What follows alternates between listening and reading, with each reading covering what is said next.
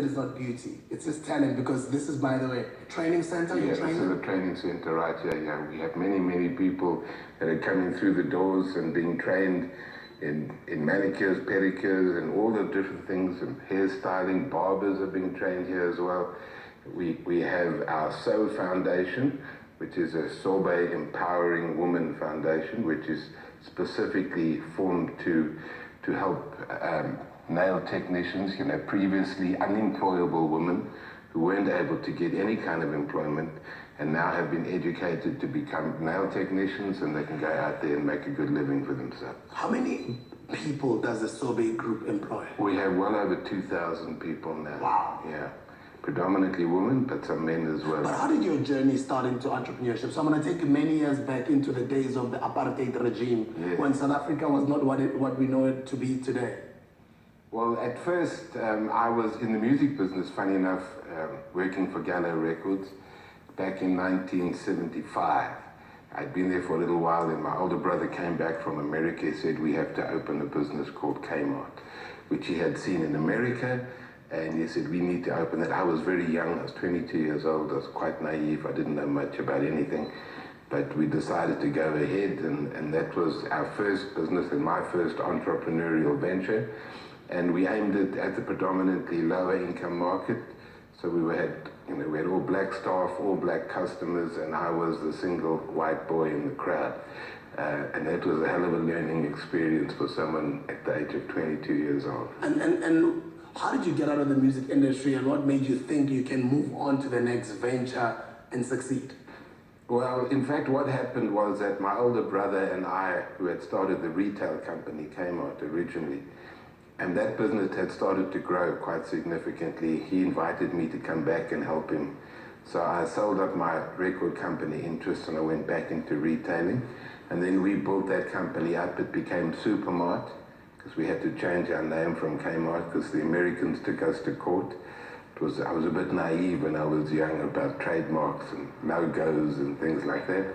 Anyway, we lost the case and we changed to Supermart. And then about 8-9 years later, we then sold Supermart to the Edcon Group. It's now called Jetmart. It's part of the Jet Group. Oh. Yeah, Jetmart used to be Supermart, which used to be Kmart, which opened up in 1976 in the heat of the Soweto uprisings. And what was the difference in doing business back in those days and after 1990 or after 1994? I think the most important thing for me was the political environment. Most of us young white boys have been very protected from what was really happening in South Africa. And all of these businesses exposed me to people that I would never have been able to interact with before. And I learned so much, and I became fairly politicized without getting too involved. And I started to change my style of management and the way that I saw business. I started to understand that you need to look at the socio-political environment in which you are living and in which your staff are living to be able to understand their behavior and how to manage people. So that became a bit of a thing for me. I looked at the human resource side of the business, and I looked at what was really happening in South Africa and the impact it was having on my staff and their living conditions outside of the business. Changed my style completely from a top-down management hard approach to a bottom-up, what I call servant leader approach, where you are there to now build and to nourish and to nurture people rather than to manage them from the top down. Yes. Would you say that's what makes businesses succeed? Because my next question was going to be, what is the key to building a successful business? People. It's all about people. So if you can get the people right, that's why I always say you must put people before profit. You must come to work to serve, not to make money. And servant leadership and all of these things, if you put them all together, you create the culture.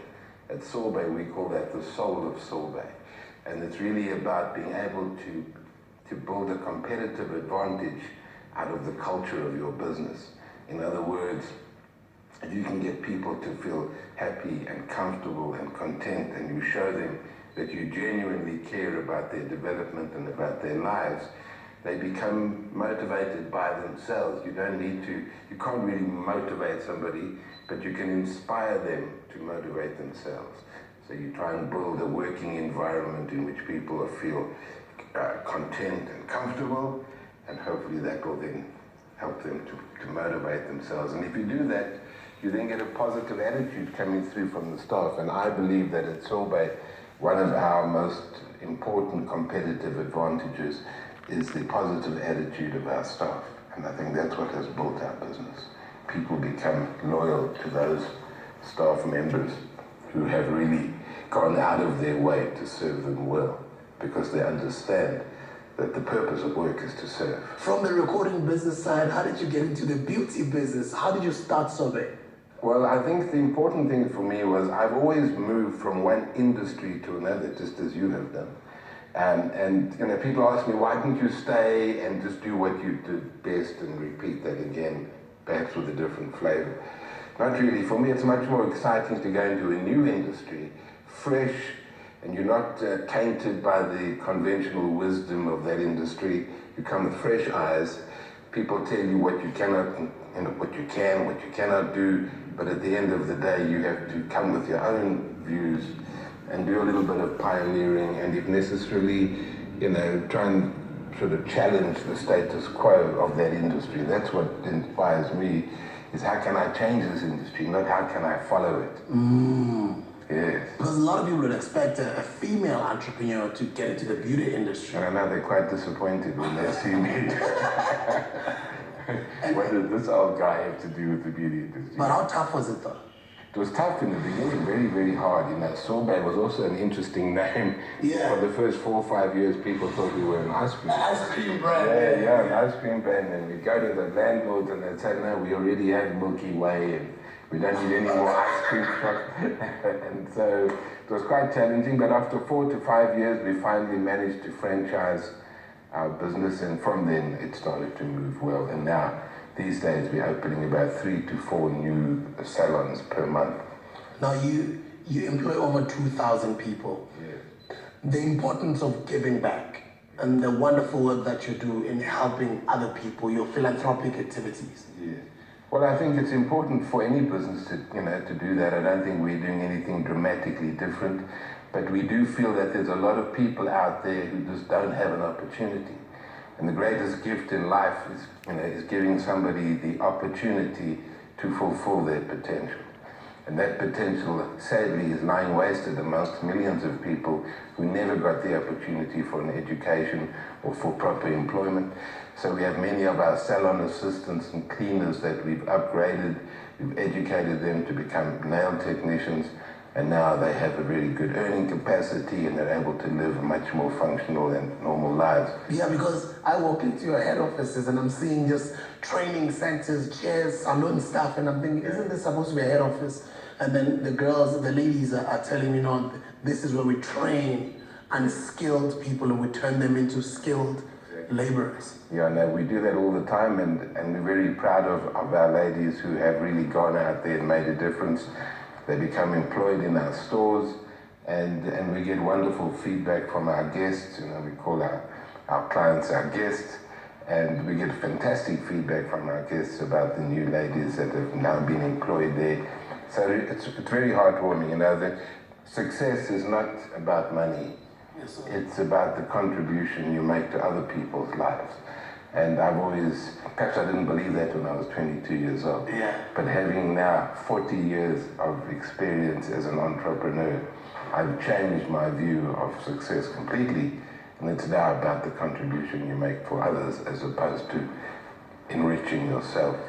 That's Mr. Ian Fuhr. Now remember the name. If you don't know, if you're in Kenya, Nigeria, you're going to be seeing Sorbet all over the world very soon. It's already started. It's outside of the continent already. It keeps growing in leaps and bounds. He started it with nothing. Remember, he started from the recording business, so it is possible. Now, before I let him go, I'm going to ask him to do us our famous 60 seconds to success. This is where you give our entrepreneurs 60 seconds advice, and you look straight into them on the camera. Your 60 seconds starts now. Okay, so thank you for that. So you don't go into business to make money. You go into business to serve the needs and wants of people. And if you do that well, I think you'll make lots of money. So as an entrepreneur, you need a couple of important things. You need to have intuition so that you understand, what is right even without evidence to prove it. You need to have courage. You need to have determination for the long haul, because there is no quick fix. You have to have stamina to see things through. And you have to believe inherently that the purpose of life and work is to serve people. Our Elon Musk, our Mark Zuckerberg, our Richard Branson, our Steve Jobs, our Bill Gates, our you name them. And I've been blessed to be sitting next to this man. Thank you very much. God bless you, sir. Join us as we embark on a journey. Most people don't realize that they're packed with genius. Strength in partnerships is the most important thing. I am building my brand. It's inspiring positive change. We're kicking doors.